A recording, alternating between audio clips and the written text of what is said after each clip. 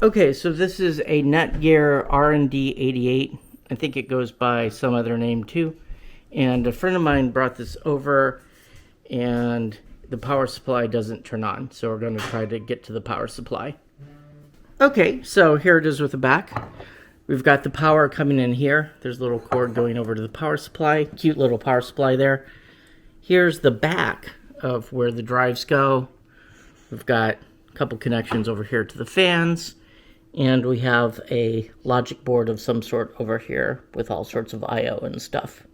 Okay, so here's the connection to the motherboard. Okay, so the power supply is a Delta model number DPS 200PB186A.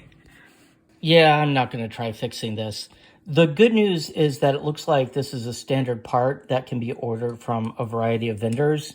And this also looks more or less like a standard PC power supply connector, although I would want to really double check all the pinouts before making any assumptions.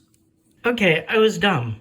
So jumpering the pins you need in order to tell the power supply that it should turn on.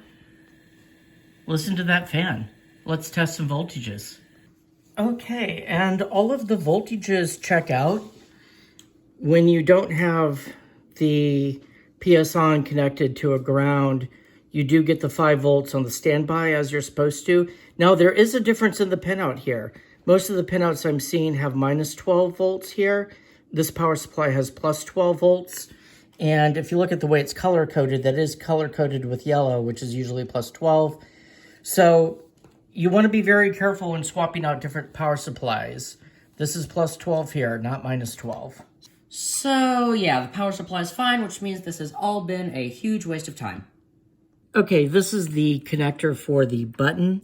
And when we check continuity between the two connections here, we get continuity when we push the power button. So the power button is working.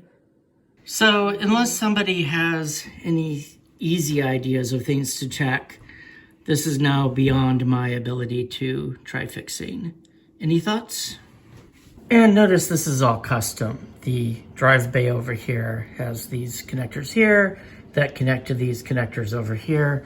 So it's not like you could just swap in a random motherboard and install the software.